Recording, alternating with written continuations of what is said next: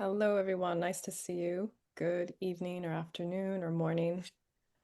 Good to see you on your cameras, some familiar faces and some newer friends. We'll get started in just a minute. We actually had a lot of people register for the talk tonight, so we just want to make sure some more folks can log in. We might have some more joining us in the next few minutes. Just bear with us as we wait to admit a few more people, and then we'll get rolling in just a second.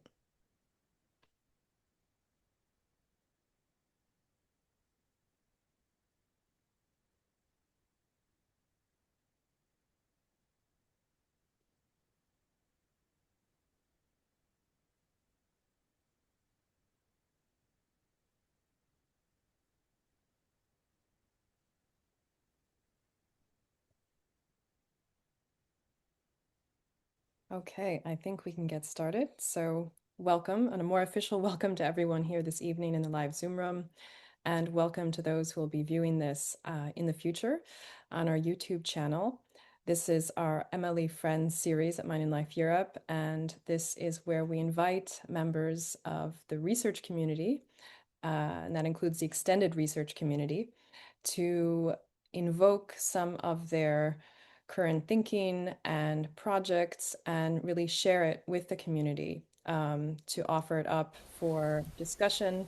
And so the usual format is that we'll start out with a presentation of around 30 to 45 minutes, possibly a bit longer, but we'll also allow for some time for really in-depth discussion at the end. And so we'd ask that if you have questions or ideas you'd like to share, if you could just save them for the second part. And we'll try to manage both channels, the live Zoom room and the chat. Sometimes it can be a bit challenging to account for everyone's questions and comments, but we should have enough time, and we'll try to have a nice interaction after the presentation. And so this evening, we are so delighted to welcome back, and I say welcome back because Joanna Cook was a former faculty member at the European Summer Research Institute, our annual summer school. So we're welcoming her back this evening for an MLE Friends talk called Bringing Something New into Being, Joy and Natality in Anthropology. And for those who don't know Joanna Cook's work, I'd just like to introduce her here. Prof Joanna Cook is a professor of anthropology at University College London. Her books include Making a Mindful Nation, Mental Health and Governance in the 21st Century, which was released in 2023 from Princeton University Press, and Meditation in Modern Buddhism, Renunciation and Change in Thai Monastic Life from 2010 from Cambridge University Press. Her research interests focus primarily on the UK and Thailand and extend across a range of different theoretical questions: the anthropology of joy, which we'll hear much more about this evening, monasticism, gender and ethics in Buddhist Thailand, mindfulness, politics and well-being in the UK, power in Southeast Asia, detachment as an ethnographic object and a theoretical tool, democracy, subjectivity and sociality, and the anthropology of intellectual exchange. So from this very, very rich intellectual palette, we'll be hearing a little bit more about Joe's current collaborative research project. And so we're so grateful that you agreed to share your time and some of your thinking with us this evening. So the floor is yours. Thank you so much. Great, thank you so much, Joanna, and thank you so much for inviting me. This is the second time I've talked about joy to Mind and Life in a Mind and Life forum, and the first time was the first time I ever talked about joy. So I think it was about 4 years ago at the European Summer Research Institute. And I had just had a baby. I'd had a baby about 6 months before, and it was my first gig after being steeped in motherland.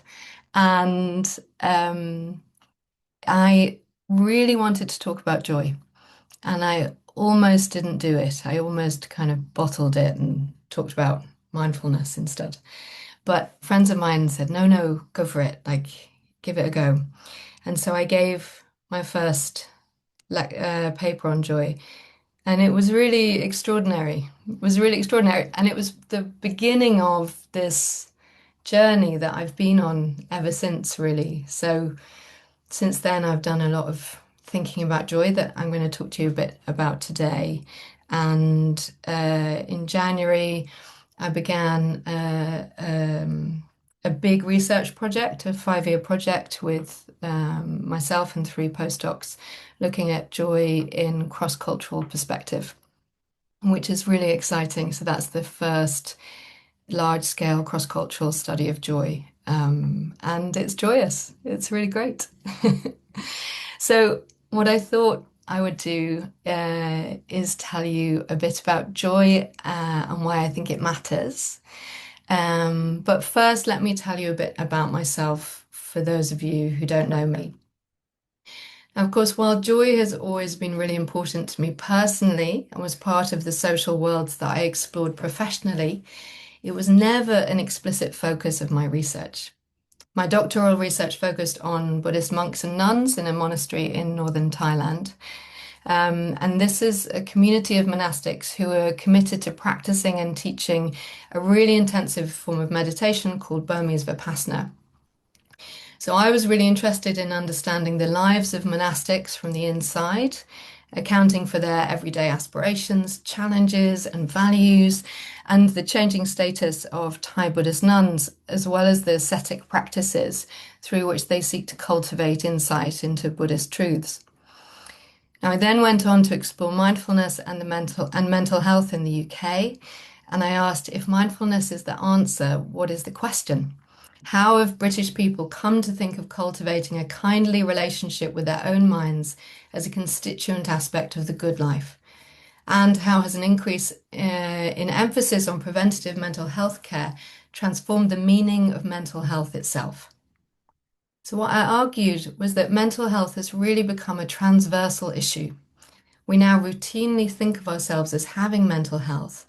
And in that shift from prevention of illness to a positive framing of health, we also see a shift from struggling to flourishing. Now, I also developed interests in the relationship of self-cultivation to models of health and living well, and the relationship between political practice and individual and collective subjectivity. And along the way, I made interventions into debates on care, attention, detachment, and democracy. What draws my work together across these fields is a focus on the ways in which subjectivity, self-cultivation, and ethical values inform changing understandings of health, well-being, political process, and community organization. And then the pandemic hit, and honestly, everything changed.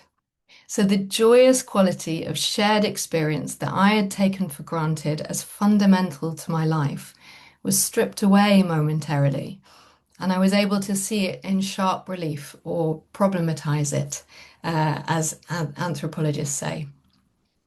Now, I joke that I'm not over the pandemic, but it's sort of true. I'm delighted to leave my house and I love talking to people.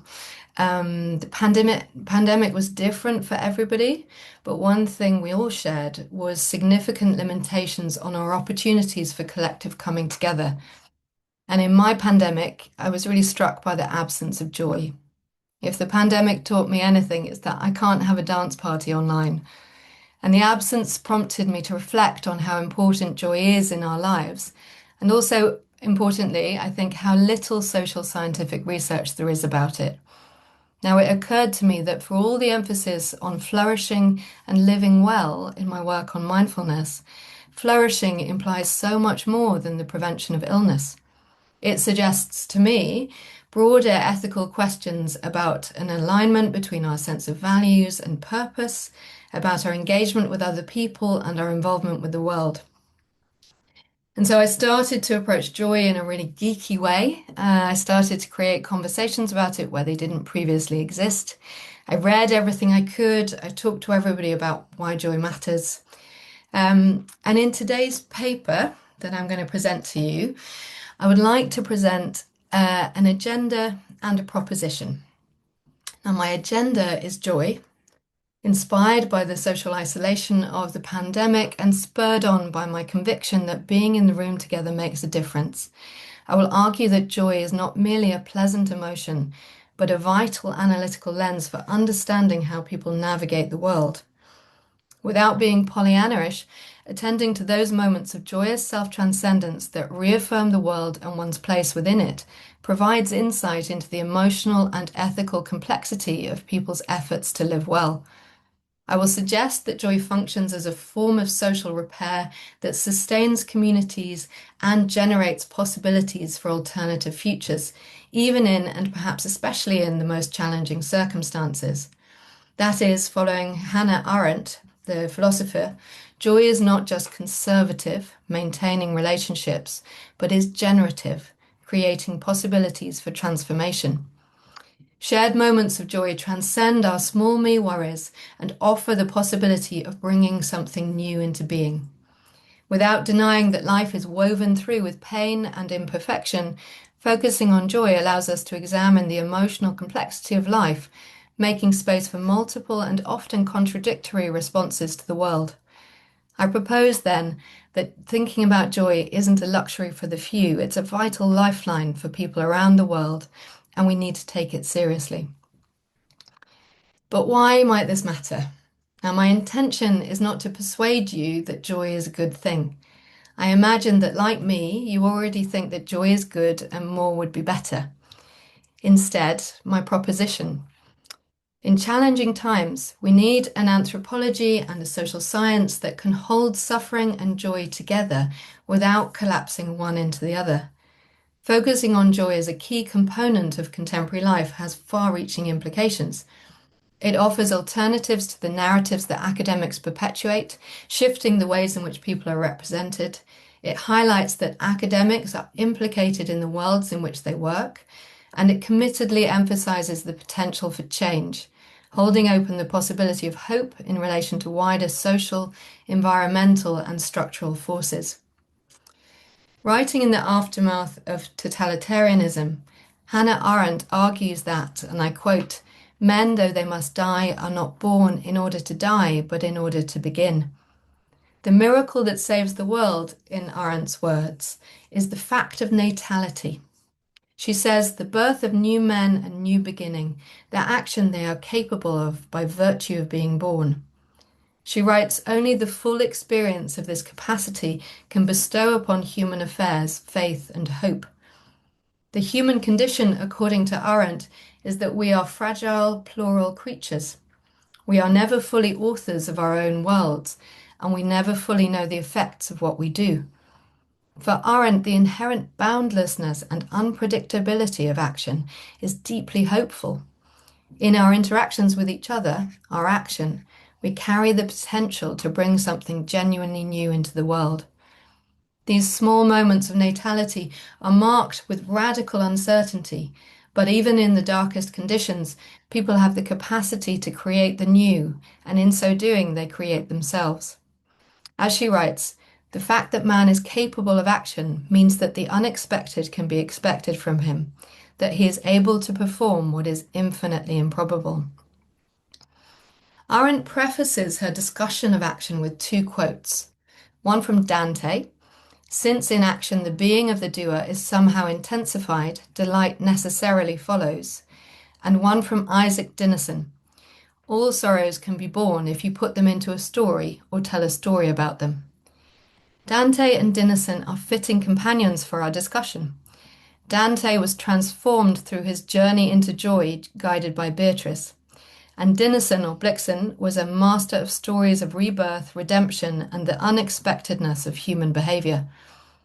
Taken together, Dante and Dinesen point to two dimensions of Arendt's thinking on natality that I want to draw out in my consideration of joy. The first, as Dante illustrates, is that delight in action is an important dimension of human life. The second, as I will argue, is that it matters both for ourselves and for others what stories we use to tell stories. Now, in my focus on joy, I take inspiration from the ethical turn in anthropology, a foundational claim of which is that people are evaluative, that they hold themselves to understandings of what is right and wrong, and that they reflect and deliberate on these things. Ethnography, informed by the ethical turn, explores how people grapple with the questions of how they ought to live, how they reflect on themselves and their actions, how they cultivate virtue, and how they navigate a world they cannot control in which best goods are not always clear. Now, arguably, the anthropology of ethics has drawn on the relationship between feeling and ethics since its inception. A strong emphasis on reflection and self cultivation has developed in dialogue with questions of relatedness and embodiment, highlighting that embodied and affective sensibilities are an important part of ethical life. Yet, for all that anthropologists have developed exceptional insights into the good life, moral deliberation, and ethical aspiration, no work in this area of anthropology explicitly focuses on those moments of joyous self transcendence and human connection which affirm and inform people's understanding of the belonging in the world.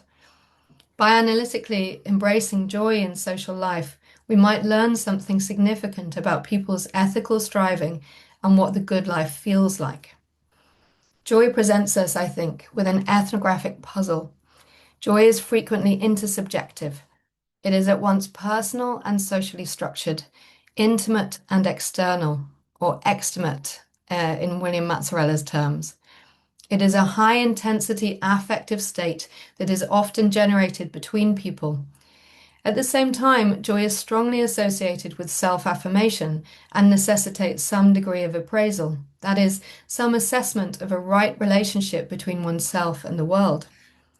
Joy is then gorgeously complex.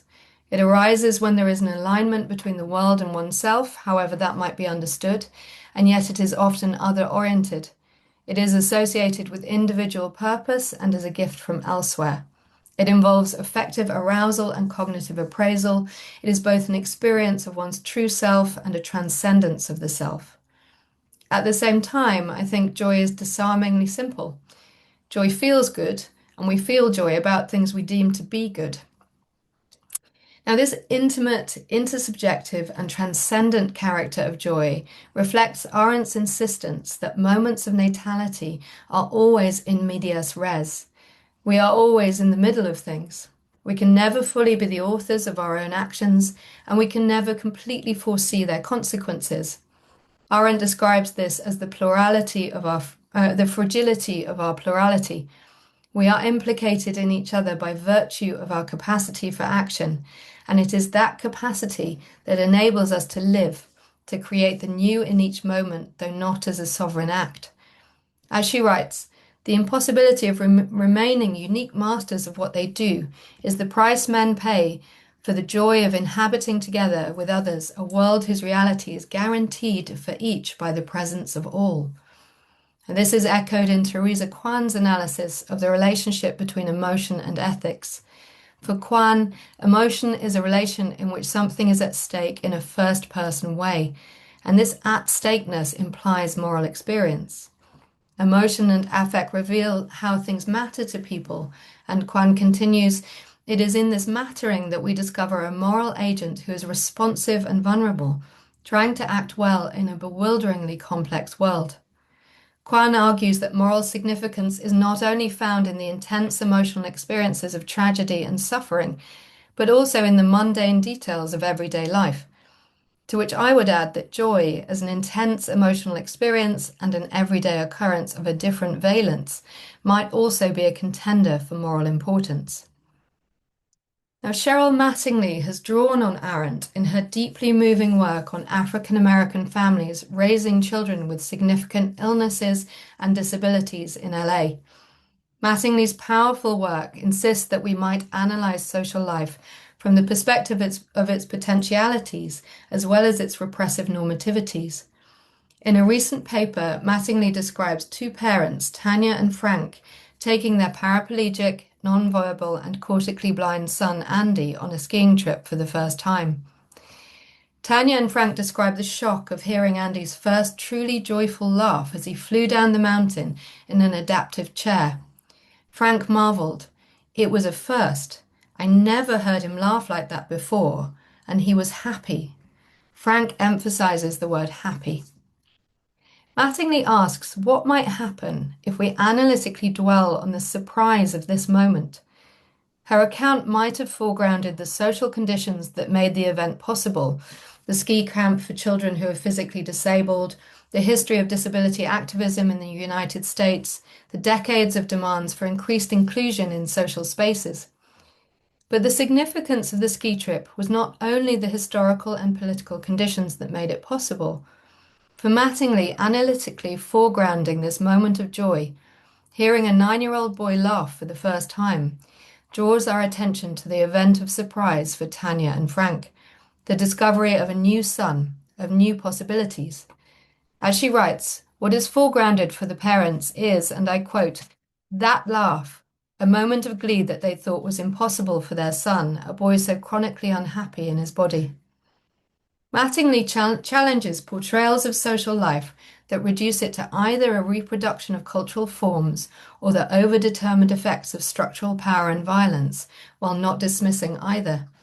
She highlights small-scale acts as sites of ethical creativity and experimental natality, and in emphasizing structural critique while insisting that experience exceeds generalizing categories, she asks, can natality as interruption, as disruption, be a form of critique in action? Similarly, in her ethnography of animal-assisted therapy in Scotland, Christina Douglas proposes that dogs open up worlds of care between their handlers and people living with dementia. Bonnie, a therapy dog, nuzzles the chest of Jean, a dementia patient who is no longer able to speak words. And as she does so, Jean bursts into laughter, her always open mouth suddenly expressing, I'm so sorry, one moment. My own therapy dog needs to be let out. Let me show you the dog. There's the dog.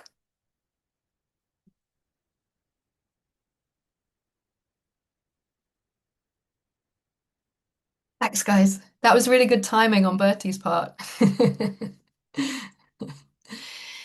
Um, and as she does so, Jean bursts into laughter, her always open mouth suddenly expressing surprise and delight. Bonnie meets Jean's stiff fingers, making herself available to be stroked.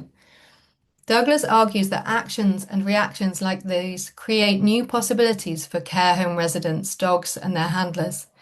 Bonnie's nuzzles and Jean's delight are generative actions. Moira, another resident of the care home sitting nearby, asks rhetorically, you like dogs, don't you? As if Jean's delight has made her newly visible to Moira. As Arendt writes, reaction, apart from being a response, is always a new action that strikes out on its own and affects others. Bonnie's nuzzles, Jean's delight, Moira's surprise. Action here creates a small and important miracle and new ways of connecting to others. Through her focus on embodied empathy, Douglas highlights the ways in which these interactions create new possibilities for connection and kinship. As Bonnie pushes her head through the tight space of a Zimmer frame belonging to another resident, Daisy, Daisy reaches out to her. This makes all the difference, she says. Despite current suffering and the prospect of future decline, Daisy becomes visible. Now, these ethnographies are marked by a sense of interconnection, of being in the room together.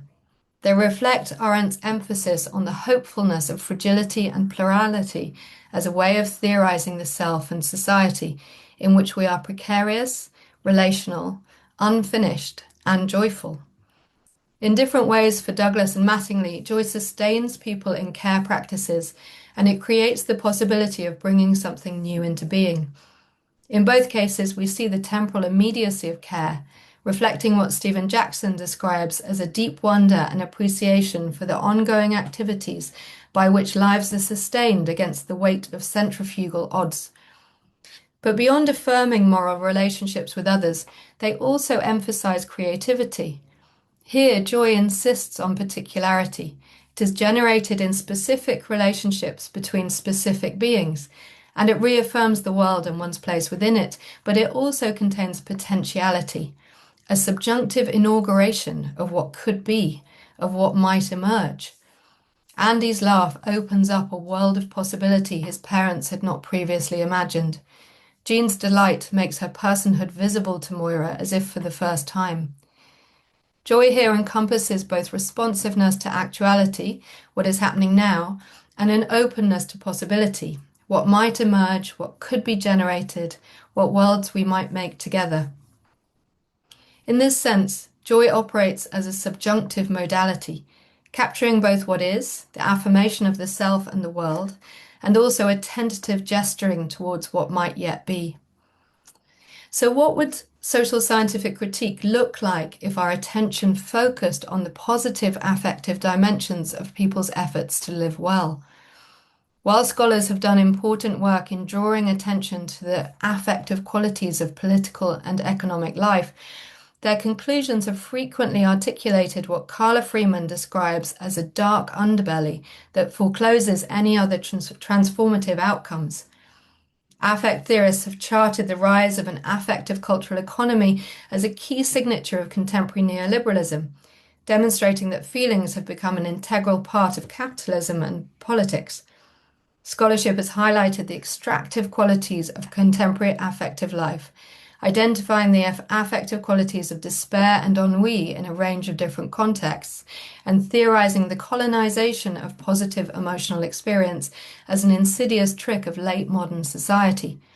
For Lauren Berlant, for example, optimism is famously illusory.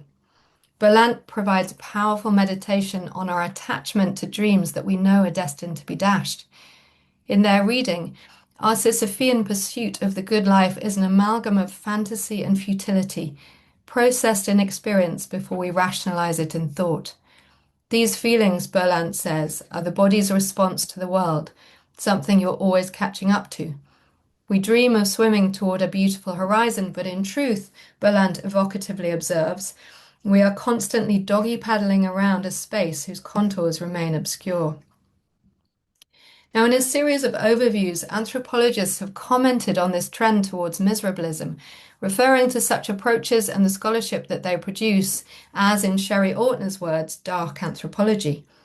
In his seminal paper on the anthropology of the good, for example, Joel Robbins argues that from the early 1990s onwards, the focus of anthropological attention has primarily been on the suffering subject, the subject living in pain, in poverty, or under conditions of violence or oppression. As Toby Kelly asks, surely there is more to the discipline than the analysis of quite how bad life can be. Now, in her 2003 essay, Paranoid Reading or Reparative Reading, or You're So Paranoid You Probably Think This Essay Is About You, Eve Sedgwick proposes that critique itself has a strong and negative affective power. Like the social media algorithms that we hear are undermining democracy and radicalizing young men, negative critique crowds out other positive theories as a hermeneutics of suspicion ossifies into a generalized paranoia in critical thinking. Or, as Sedgwick has it, if paranoid criticism proliferates unchecked, it becomes irresistible, and you can never be paranoid enough. If in the final analysis even joy turns out to be a mask for control, then where is the counterbalance to dispossession? As Carla Freeman asks of feminist theory, might we imagine possibilities that are not reducible to false consciousness or a seemingly closed system of neoliberal cruelty? Is it possible to account for the positive affective experiences as more than a projection of sustaining but unworkable fantasy? Does scholarship have nothing to say about the warm and fuzzies, those wonderful feelings of community, of being in connection with other bodies, of the possibilities of affective intimacy, of joy? Now, I think it's worth saying that joy seems all wrong as a social scientific topic. I think there's something slightly embarrassing about joy. I think joyousness can often sound sarcastic or like an excess of insincere or untidy emotion, especially to steady Anglican sensibilities. It's also the case that misery has the best stories. All happy families are alike, as Tolstoy had it. And importantly, we're often suspicious of joy as a bourgeois preoccupation. What right do we have to speak of joy in such apocalyptic times? While crisis might be a structural signature of modernity, the experience of crisis today is characterized by complex systems themselves in crisis interacting with each other in unpredictable ways. We live in turbulent times, and joy seems inappropriate, a bypass or belittlement of the critical and complex challenges that people face. Yet, I would argue that for people around the world, living in and through crisis frequently requires joy, experiences of joyous self-transcendence that support political resistance, psychological resilience, and social repair. As climate activist Rachel Barker says, joy is part of our survival kit. It's how we combat despair. Frequently, when I tell people that I'm researching joy, their faces light up and they say something to the effect of, God knows we need it. Now, an anthropology of joy need not deny that pain and difficulty are threaded through human experience, but focusing on joy allows us to examine emotional responses to life without reducing them to only suffering. And it enables us to see how people around the world navigate crises and how they move from despair to hope. So, what might an other than paranoid anthropology look like? Sedgwick calls on us to support a richer ecology of knowing in her case for reparative reading by introducing as a counterbalance to the affective power of negative critique positive theories that have a weaker affective force themselves, but that work to undermine the epistemology of enmity. As she writes, and this is quite a long quote, it's not even necessarily true that the two make different judgments of reality. It isn't that one is pessimistic and sees the glass as half empty, while the other is optimistic and sees it as half full. In a world full of loss and pain and oppression, both epistemologies are likely to be based on deep pessimism. But what each looks for, which is to say again, the motive each has for looking, is bound to differ widely. The reparative opportunity of research on joy is not optimistic as opposed to pessimistic, but it is premised on a different epistemological motive. Attending to joy doesn't erase suffering. Rather, it insists on the fullness of life and moves us from foreclosure to possibility. Humans have a profound capacity to remain present to both pain and possibility, to stay with the trouble while still finding grounds for joy, collective action, and care. If our analysis moves too quickly past the joyous moment to questions of structure and strategy, we risk missing the power that interpersonal affective experience has in shaping our worlds. And we risk missing the generative potential of shared joyous experience. By beginning our analysis from the encounter rather than structure, we might explore how emotions pull our attention, how affective experience triggers something unexpected, and how the joyous tenor of the moment itself creates conditions of possibility. So, for example, Eve Tuck calls for a depathologization of research with Indigenous communities and asks what the effects of research might be for the people with whom we work if researchers made the epistemological shift from damage to desire and focused on hope, visions, and the wisdom of lived lives and communities. Now, Tuck doesn't propose desire as the antonym to damage. As she writes, desire is the song about walking through the storm, a song that recognizes rather than denies that pain doubtlessly lies ahead. But, she maintains, even when communities are broken and conquered, they are so much more than that. Comparatively, in her work on the growing cultural pull towards romantic love and intimacy in Barbados, Carla Freeman recognizes the relationship between the goals of a flexible global marketplace and the crafting of new emotion-laden subjectivities. But she rejects the idea that hope, desire, affection, and joy are only chimerical. Freeman identifies with these Barbadian desires and even their disappointments, a profound optimism, pleasure, and bold self-discovery that does not only or always succumb to despair. And in her beautiful ethnography of Latinx queer artists and entrepreneurs in East Los Angeles, Yana Stenova argues that it is through joy that people push back against mainstream representations of their communities as exclusively defined by suffering. For Stenova, joy in community is a way for Latinx women, queer, and trans people who experience oppression and dispossession to claim space and affirm a right to a future. Here, then, joy follows the tradition of persistence despite the forces of oppression, the refusal to be reduced to one's suffering. Ezekiel Peck, founder of the Kumbayatan Collective, tells Stonova, "Of course we are beautiful, worthy. Of course we deserve all of the good things, all of this joy. We are worthy of this joy." Joy here is disruptive because it is predicated on suffering, simultaneously positioned within the embodied present and a desired future, carrying aspirational and transformative potential. Steinova's ethnography reminds us that for those who find themselves at the intersection of multiple forms of injury and oppression, joy proposes and enacts the possibility of new kinds of community, both challenging discrimination and highlighting what propels people forwards and sustains hope. So far, I've been arguing that joy is generated through interaction between the self and the world that goes far beyond the cognitive or the symbolic. There's something powerfully somatic and affective about the experience of joy, but there's also something importantly ethical about it. Joy requires an alignment between values and experience. Focusing on joy might tell us something important about how people orient themselves amid complexity, what they value, and how they relate to others. And it might offer us insight into moments and practices of connection and conviviality that are significant for people's experiences of the world and each other. Following Arendt in emphasizing relational and incomplete dimensions of social life, I suggest that joy is simultaneously sustaining and deeply generative. Now, this has implications, I think, for the impact that our research has on the lives of the people with whom we work and how we engage with research, in my case, anthropology. Now, in pointing towards alternative anthropological narratives that encompass people's experiences of joy, even in circumstances that are stacked against them, I'm not primarily making the argument that we need a new story. That claim is implied, but is in and of itself a little lazy.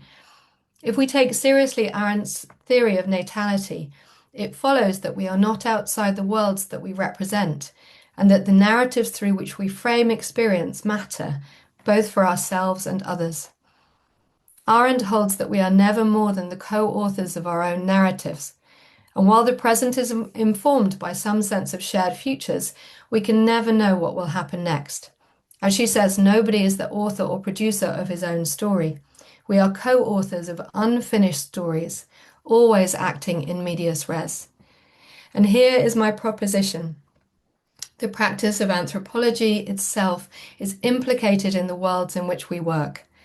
If, following Arendt, we are always co-authors of unfinished stories with uncertain outcomes, then choosing to attend to joy is itself an act of natality, an act of bringing something new into being. And in attending to joy in complex worlds, we might become oriented towards moral possibility rather than moral doom. 30 years ago, Marilyn Strathern insisted that it matters what ideas one uses to think other ideas with. Writing at a time when new reproductive technologies were shaking up taken for granted assumptions about the foundations of kinship, Strathern highlighted the futuristic fantasies and doom-laden scenarios that such technological and kinship transformations generated. For the intervention is also into ideas, she writes, including ideas about the future itself, what it is that we are laying or seeding for generations to come. Narratives themselves may be understood as technologies of the imagination. The meta-narratives of modernity are themselves powerful structuring forces that shape our reality.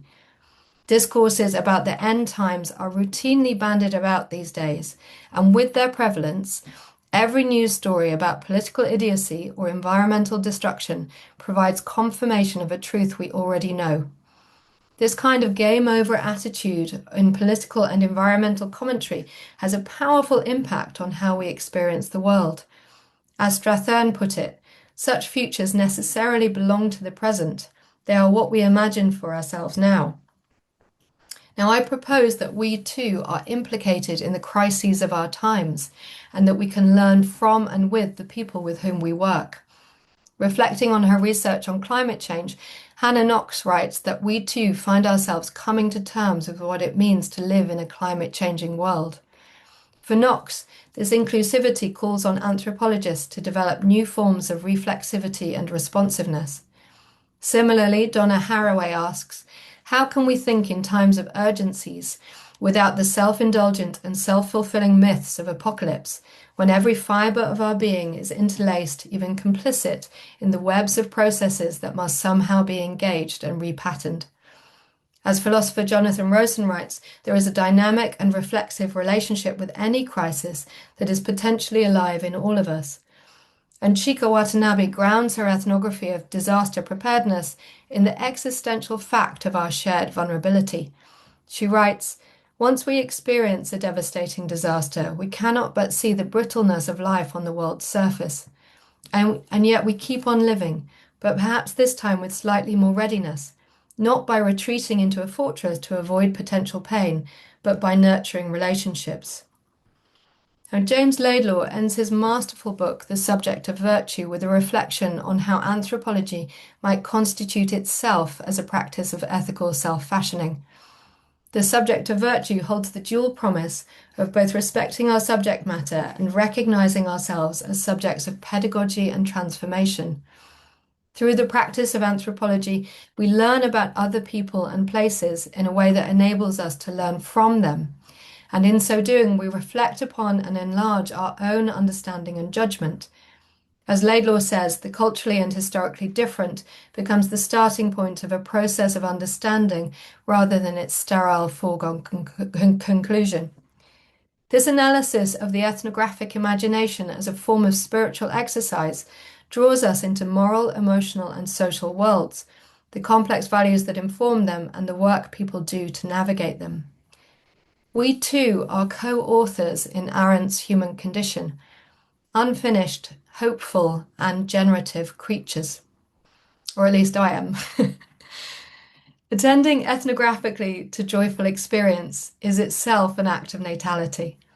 If we follow Arendt, our stories are co-authored and subjunctive all the way down. But given that this is a co-constitutive process, and that we never know what the outcomes of our actions will be, this is not just about learning.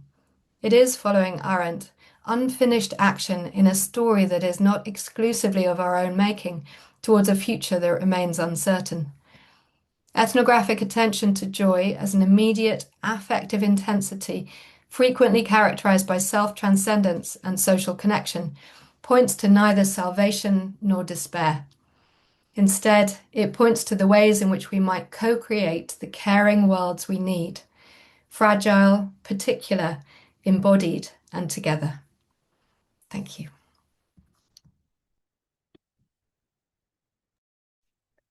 Well, thank you. I think we're all giving you a round of applause. If we were in the same room, we could actually applaud you and have a collective effervescence in your honor. Thank you so, so much, Joe. This has just been just breathtaking in its richness, and I would just like to invite people to, if they have questions or ideas or comments they'd like to exchange with you, the best way to do so would be to raise your hand, either virtual hand so we can see you. If you can't unmute yourself, you can of course put something in the chat, but we'd love to hear from people. And we can really make this a real conversation. So please don't be shy. And if we all need a little bit of a moment just to let all of these different these ideas maybe settle and sink in, we can also do that. So Emmanuel, it looks like, yeah, you've got your hand up. Please go ahead. Thank you.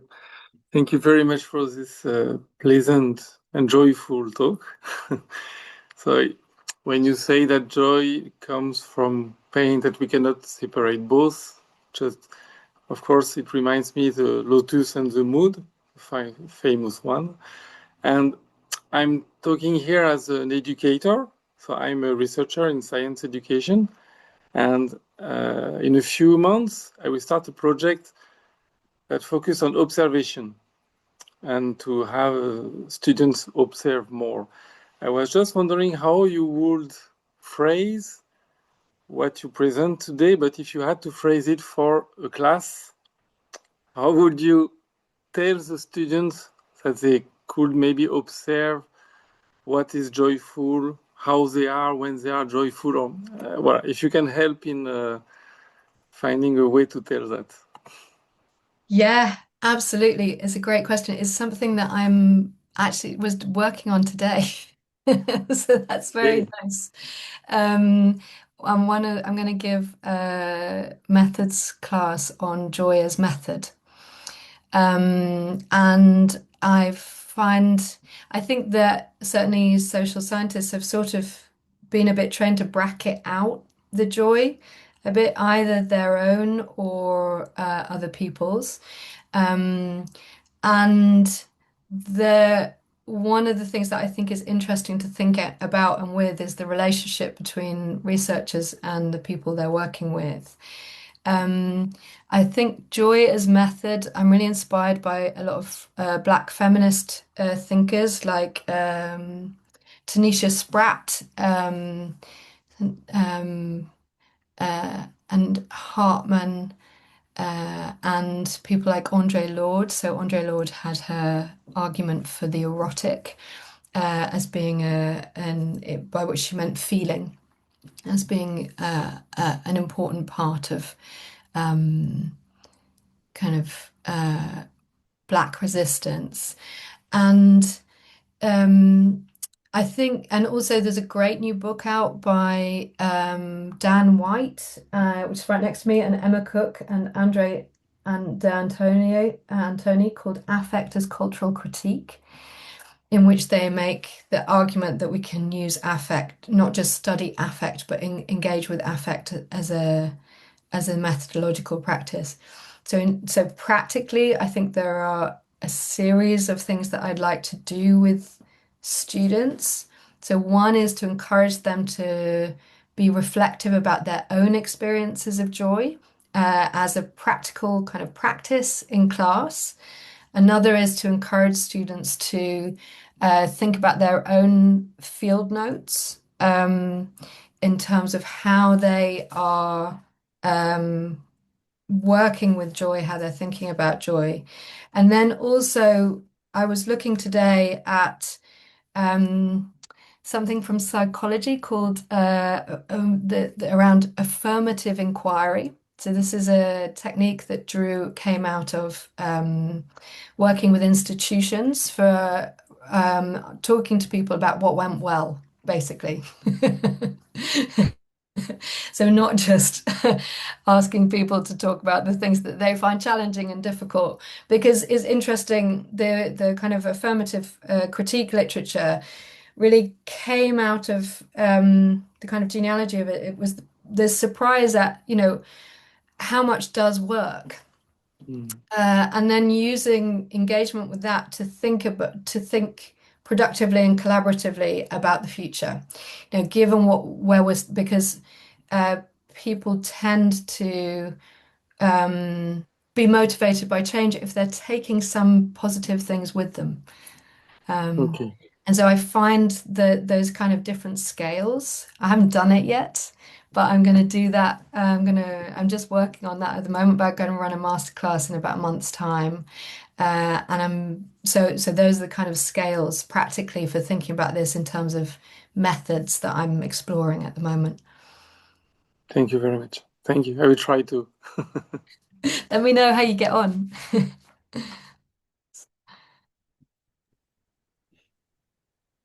Thanks, Emmanuel. Anyone else, if you want to take a moment, just think and have a question, don't be shy, feel free.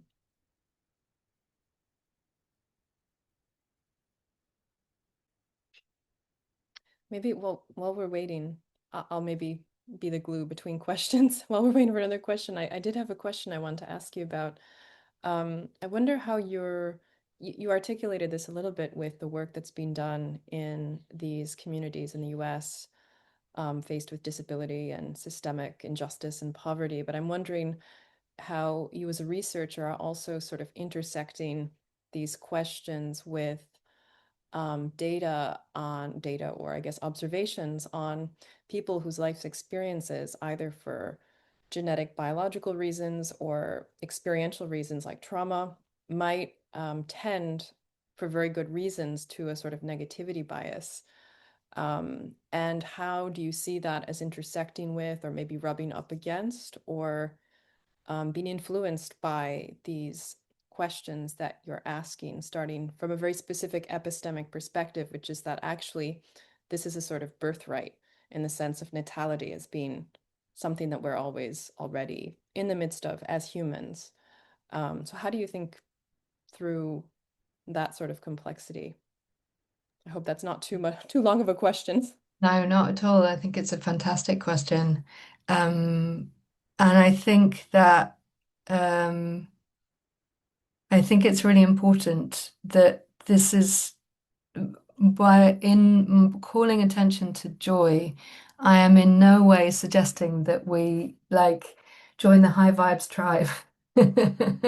This is, my intention is not for this to be a bypass for of um, uh, experience at all. Rather, I'm taking this as an epistemological approach that enables us to expand kind of the aperture of what we're able to look at so that we hold open the possibility for um, a range of different emotional responses to the world without those being reduced to only suffering. And I think in so doing, my intention is not to suggest that life is great, um, but rather to allow or hold space for um, uh, a kind of the full complexity of human emotional life.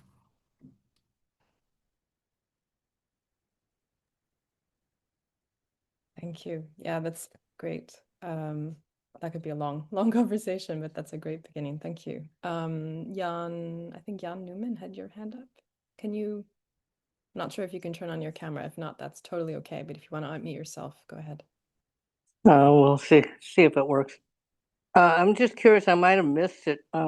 What kind of scales or methods are you using to quantitate joy? And then are you looking at also the ability of people basically to take lemons and make lemonade as a cultural event? Personally, I've done a fair amount of time with Native Americans, and despite the horrendous conditions they currently live under and the problems they've had, they tend to be far more able to be joyful than most Caucasian Americans, shall we say.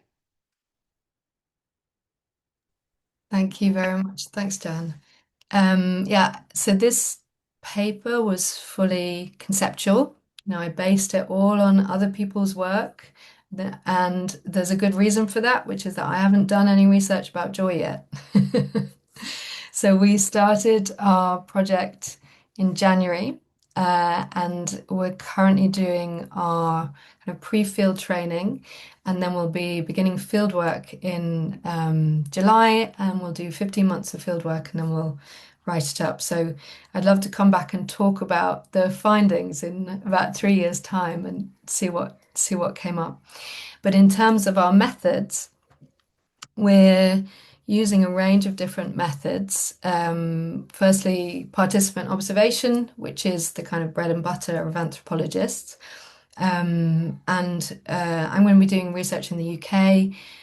Dan is going to be working in Japan and Hawaii. Ben is going to be working in Thailand, and Matan is going to be working in Brazil. And we're going to do participant observation across all of these sites, but we're also going to do microphenomenological interviewing around immediate joyous experiences, and we're going to be working with local research assistants in each of the field sites collaboratively. And then we're going to be using participatory research methods, using particularly photo voice. So photo voice is, for those of you who don't know, is a method where You ask people to take photos themselves of things that represent joy to them, and then we discuss them. And what this means is that people are able to represent themselves and represent their own communities.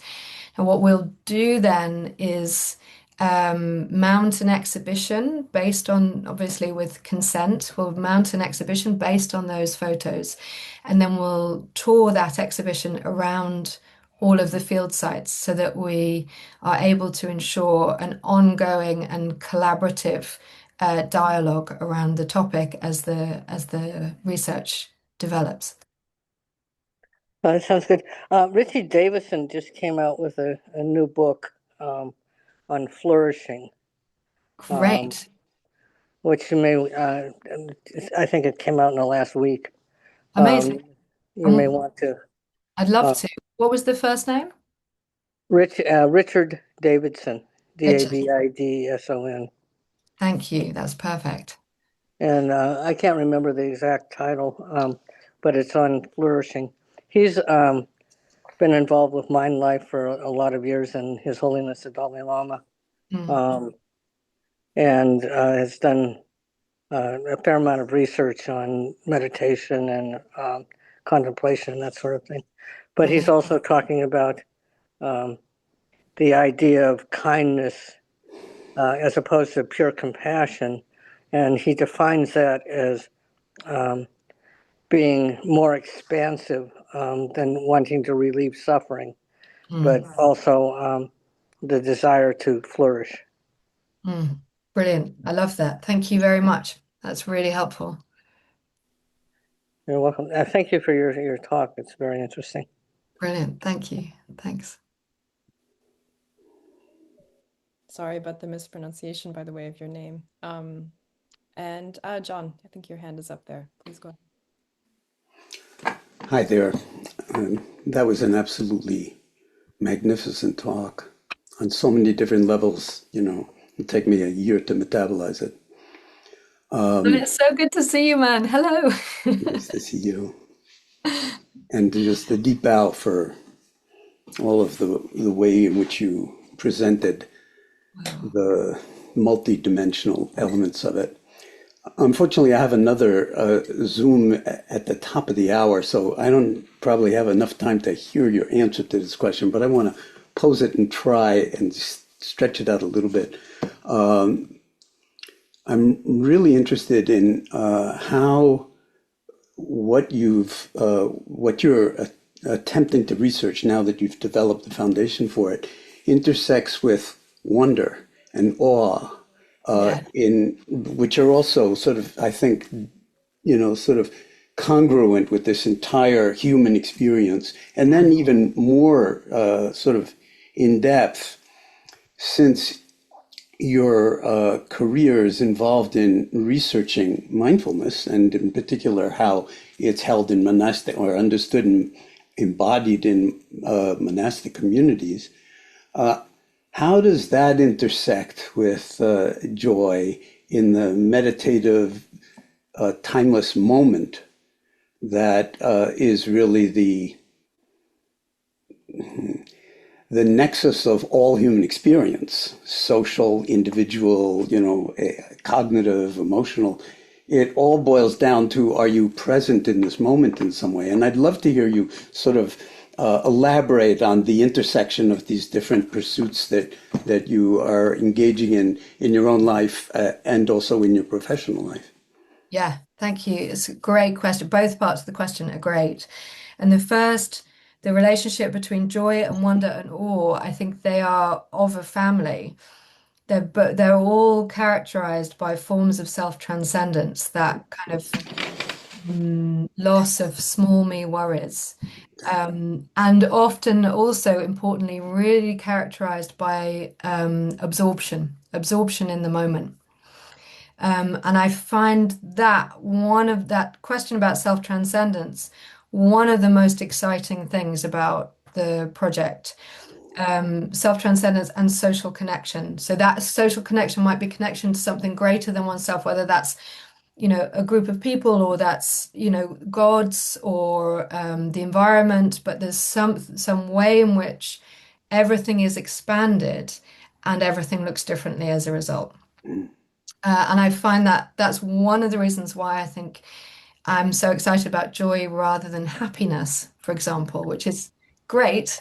But I think joy has this really important transcendent quality that I'm really interested in. And the question about meditation as well, I think is wonderful because of course, um, yeah, because of course the way that I'm describing it in terms of self-transcendence and social connection implies some sort of wider group, often in anthropology. But in meditation, you're normally sitting there with your eyes closed and experiencing these profound states of joy and absorption in the moment. And my motivation for developing this project, there's a few, but one of the real things was my fascination with piti and manifest joy in meditation, and what that experience is, and how to get more of it. Or how to recognize it Completely the wrong everywhere. way. Completely the wrong way of looking at it. Well, anyway, just thank you so much for this. I mean, it's really brilliant work, and it sounds like it's only the beginning. And the last thing I'll say is that the world certainly needs it at this moment in time, and you're pointing to, sort of indigenous wisdom, which has known this and how to survive for, tens of thousands of years without destroying your home environment. And also all of the othering that goes on planet Earth that eradicates, or makes it much, much harder to experience joy when you're, systematically being oppressed. Now, in a certain way, the whole world is being systematically impressed by its own deluded ignorance.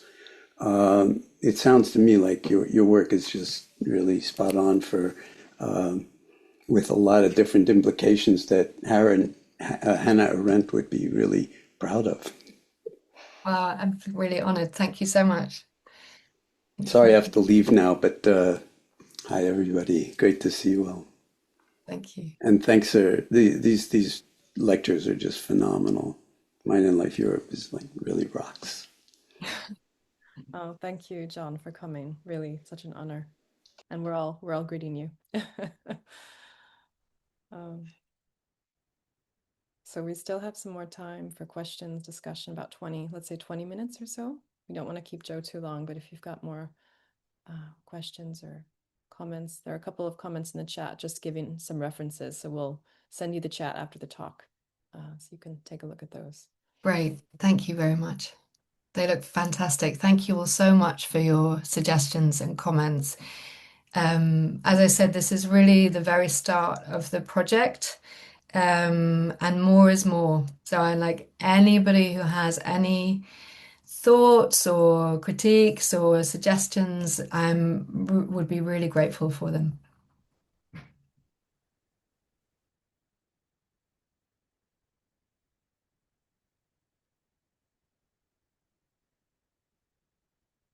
I wonder if we're just looking at the crowd we have here, so many great friends. Martijn, if you want to jump in as a fellow anthropologist, or anyone else, no pressure, but just seeing if there's people in the room who'd like to offer something.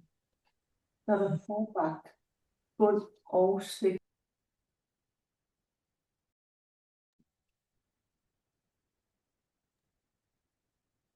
we're waiting for Martijn. Yeah, Emmanuel, go ahead. Yeah, sorry. I'm a beginner in this field. I mean, I've been working on embodied cognition for a while, but just for education, but specifically for education. And I read a bit about Buddhism philosophy, and just since I have, I mean, if I may, if you could explain a bit more this connection between joy and pain, because just to tell you, I'm reading a book right now I don't have the name right now, but this question, when you go into deep meditation, the difference between the relative truth and the ultimate truth. So does that matter in our everyday life when you do, for example, those interviews, or when you see moment of joy? Do you think we have to think about these distinctions between ultimate truth, relative truth, joy and pain is the same or not the same, etc.? I don't know if it's probably a naive question, but if you can.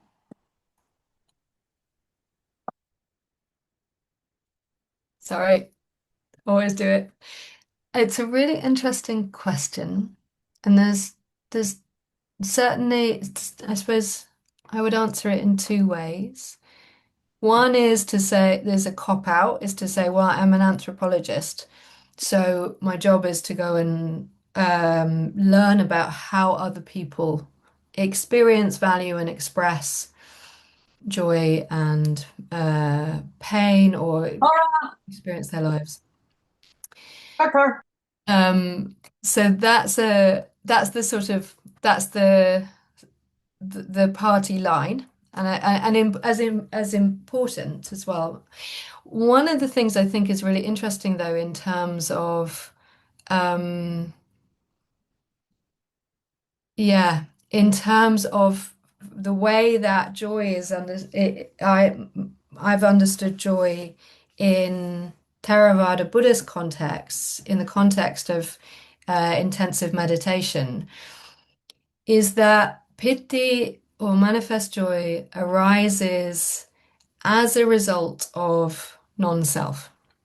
So it's through the this kind of quite profound transcendence of the self that these very ecstatic states of rapture begin to arise. So Buddhadasa Bhikkhu described, especially in like the first and second jhana in jhanic practice, he described it as the kind of different way, the kind of pilation and the waves and the kind of the ways it transmutes as you move through the meditation. And he described it as he said, it it is a most enjoyable lesson. It is fun to do. And that's like a direct quote from Buddhadasa. But it's interesting to think about. I think it's interesting. So the question then is about this relationship between relative truth and ultimate truth.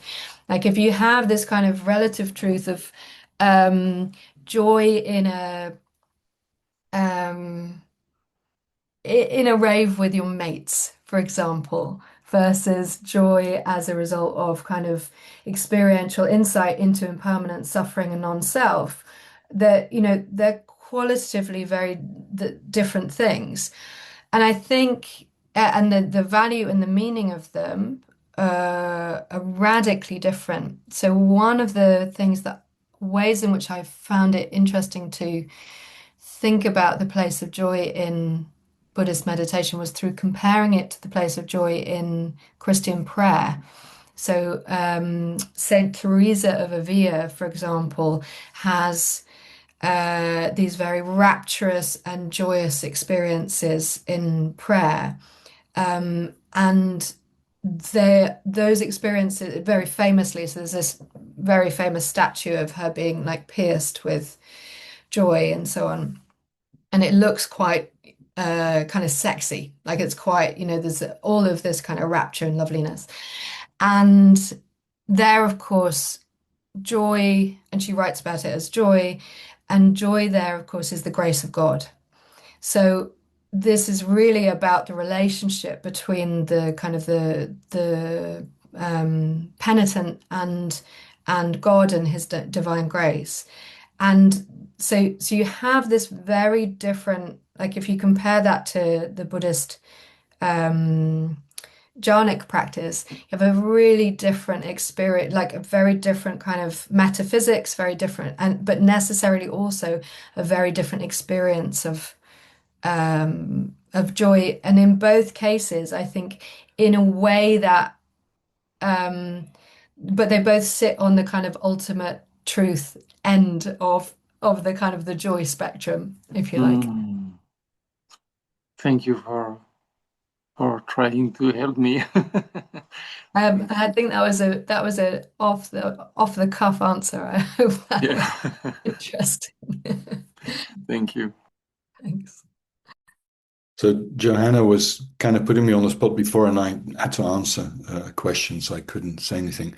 But I don't have any brilliant suggestions. I thought it was a really, really interesting talk. I really love the conceptual work that you're doing, and of course, I recently was over to visit you in your research group, and I'm just really looking forward to see what you're coming up with a couple of years down the line.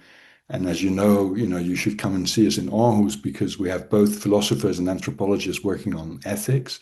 Cheryl Mattingly is a frequent visitor and collaborator, and we have this project on Christian Suhr's project on heart openings, which is different but in a way related. And I think, I mean, there's something, as you also say, there's a timeliness to the project, like John also said, which for me it's not just a matter of the particular moment we're in, but also, as you were pointing out, that so much of anthropology has been about the dark side, so to speak, for good reason. But there really is, it's such an important dimension of human being, joy, the joy of being together, the joy of sharing, the joy of, the beauty of life. Spring is just around the corner and so on. So I think it's just wonderful what you're doing, and the way you're going about it sounds to me, just spot on, both with, serious conceptual work, pointing out the ethics dimensions of it, the sociality of it, the cross-cultural significance of it, a kind of universal human experience, but that is inflected through different cultural contexts in different kinds of ways, and is really, really a very powerful element in our life experience, and what keeps us going and so on. So I can only applaud what you're doing, and look forward to following along from a distance what you're up to. So congratulations on a great project. Oh, thank you, Martin. That's really kind. Yeah, thank you. So, as Martin said, he very generously flew all the way to London to come and teach me and the team about microphenomenological interviewing, and we learned a lot. Like it was really, we're right at the beginning, and we're really trying to develop the project collaboratively. It feels important that this project is one that is developed in dialogue. It's developed through an invitation to allow ideas to emerge through in the space between us, as it were. And that feels really generative, and it feels really exciting. So we have a real commitment to the kind of the approach that we're taking being a joyous one, a kind of more is more approach, but also a real commitment to the culture of research that we're involved in as being a joyous culture. So academia can sometimes be really isolated and lonely, and also precarious and a bit scary. And so we're working as much as we can to try to make sure that we're kind of walking the talk at every level. And yes, I'd love to come to Aarhus. That would be super fun. I'm sure we'll find a way soon. Yeah. Thanks a lot, Martijn, and sorry for putting you on the spot, by the way. So we've just got one more comment. So Bruce, I don't know if you're able to unmute yourself. Can you hear me? Yeah, we can hear you. Yeah, I'm able to unmute. I'm afraid I can't link up the video. Thank you, Joanne. very, very interesting talk. I did have the pleasure of chatting with you personally at ESRI. I find the fact that you're looking at joy fascinating. I appreciate, and you've made it clear that your presentation is from an anthropological methodological viewpoint, and obviously you've based your research on previous anthropological methodological systems of interview, observation, etc., of conceptualized practices of lived experience. But of course, there is a different viewpoint, which you have recognized, that transcendentally, our lived experience of our existence, as Vedanta would say, Satchit Ananda, knowing, being, and then the emotion of the experience of our knowing and being before we conceptualize can be described, you are immediately conceptualizing, obviously, as unconditional love. But this is from which we actually explore our lived experience. And there are obviously various religious systems that have explored this in depth. I mentioned Vedanta as one, but within Buddhism, of course, the whole altruistic joy is one of the four immeasurable practices which interact and support the lived experience of unconditional love. And I just wonder whether it would be helpful to actually look at this as not so much exploring our practices in the way that, science explores matter, but tends to ignore consciousness, assuming that it's an emotion that somehow is created from our conceptualizations.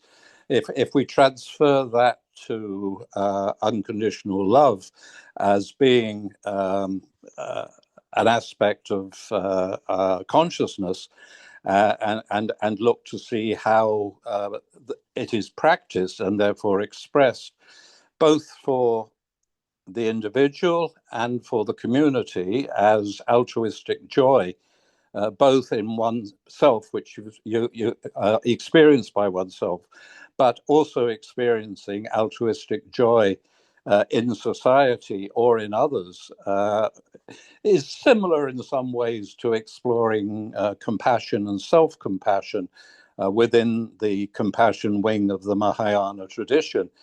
And I appreciate that your previous experiences with the Theravada mindfulness tradition, which is very much the mindfulness, insight, wisdom tradition, which is, of course, the other wing of the bird, if you like, in Mahayana Buddhism. But I was just going to point you in the direction of a very succinct section in Matthew Ricard's book, Altruism, in which he describes the four immeasurables: compassion, loving kindness, altruistic joy, and equanimity, and the way that they all interact and support each other, so that if you get to a certain point with the practice of altruistic joy and you're coming to a halt, then you move on to the next one. So if you are going to be looking at how to translate altruistic joy into practices, that might be an interesting reference within Buddhism for you to explore in parallel to your anthropological, methodological methods.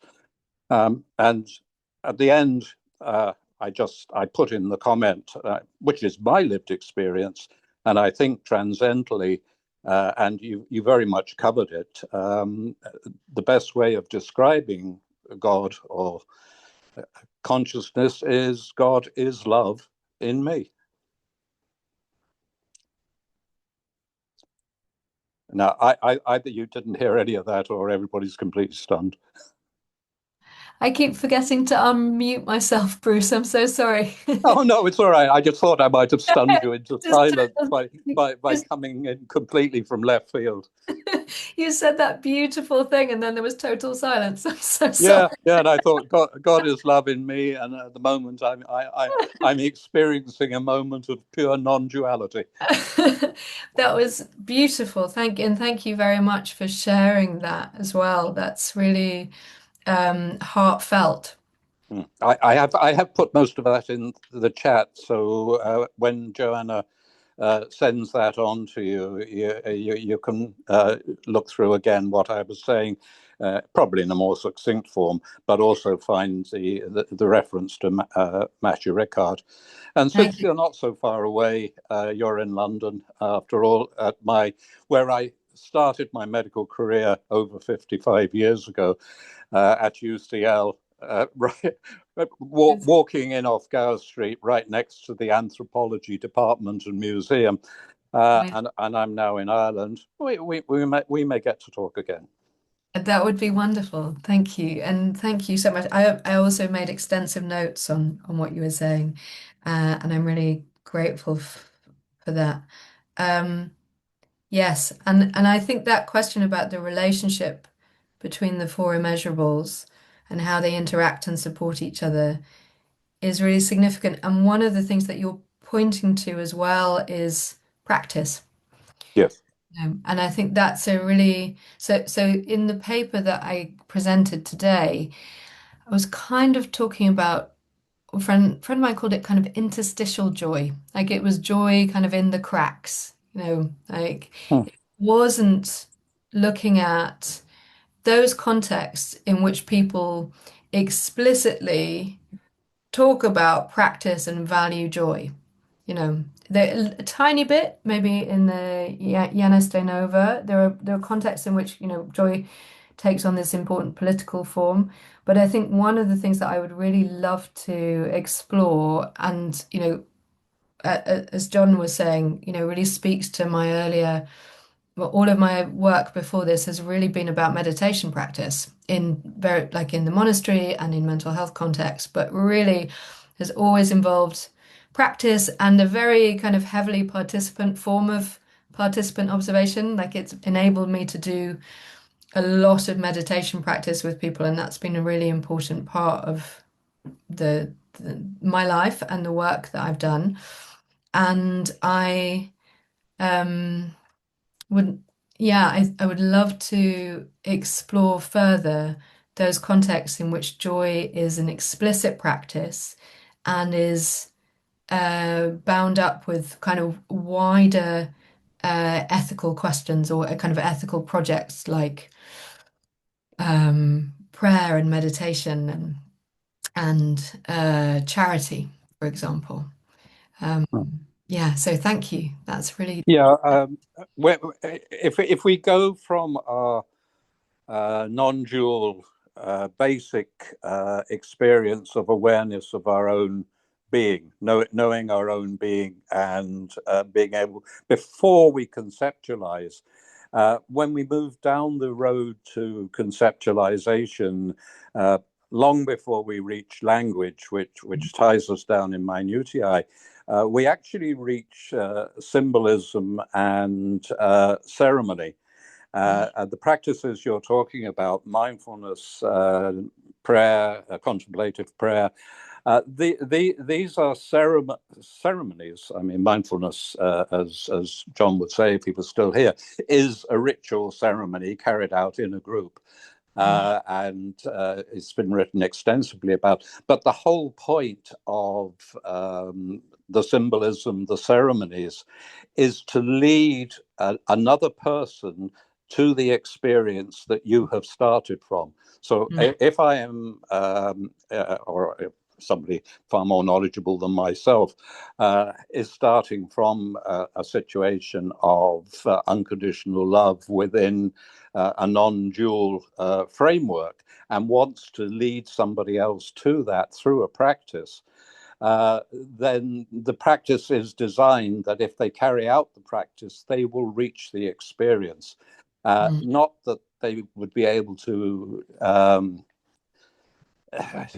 and usually after, I just say that if you do then use these practices to reach the experience, it's common to try and describe the experience or either to oneself or to explain it to others. It's usually in terms of the practice system that got one there. So Buddhists would describe their experience in Buddhist terms. A shaman would describe his experience of awareness in shamanic terms. But and obviously, if you're going down that road, you would want to try and have people describe their experience, their lived experience, in terms that you can translate verbally for other people to understand as anthropological language. So I mean, that's where practice fits in between the lived experience of awareness, Satchitananda, as they say in Vedanta, and our use of language. And very often, I mean, I found, and it's mostly prevalent with science, but we find people arguing about the descriptions within their language system rather than sharing the experience that started both of them off. I'll just have a comment on that, actually. I think you're bang on the money. One of the people that I've been really thinking with for this is Durkheim, Emil Durkheim. And Durkheim has this theory of collective effervescence. And he wrote he argued that ritual and symbolism were kind of the foundations as kind of this religious foundation of society. But what, yeah, and so he's really famous for that. People talk all about Durkheim and symbolism, and they talk about Durkheim and society and structure and so on. So famously, I think he said, God is society representing itself to itself, that sort of thing. No. But what's really important about Durkheim that people have been talking about in recent years is that the collective effervescence comes first. You don't get the symbolism and the ritual until you've got the collective effervescence. And so the collective effervescence is this, this experience of kind of transcendent, euphoric experience that people then kind of put symbols around in order to make sense of it. And so one of the things I'm really interested in is this, is thinking. I mean, Durkheim's probably not a very trendy person to be thinking with, but I'm finding it really generative to think with him at the moment. So thank you. Yeah, I mean, if you are going to start from the non-dual experience of your own awareness and incorporate the feeling of unconditional love, of peace, happiness that embraces, and that yes, you could call it effervescence or whatever, but you have to find a way to discuss it, which immediately moves into some sort of conceptualization and certainly symbolism practices. You could say that from that you could use the symbolism of music or art to go directly back to the experience, which is a parallel form. Or you can bring it down to ritual and ceremony. But if we go back historically, the first explorations of the unconscious that we're talking about was usually done by the group, which is interesting. And then it devolved down onto the person within the group who was most suited to it, who became the shaman. So the shaman would then interpret his experiences of the unconscious and bring it back to the group. And of course, over time, and initially this was done for the healing of the group or individuals within the group. And over time, of course, the shaman became either the priest or the doctor, the healer. So yes, I think he has a point that you have to go back and look much earlier than language and really and see how the symbolism was created or the ritual ceremony was created with the purpose of bringing others to the experience of that unconditional love, happiness, peace, which is why people practice mindfulness or a lot of the other Buddhist practices that I mentioned here. Great. Thank you, Bruce.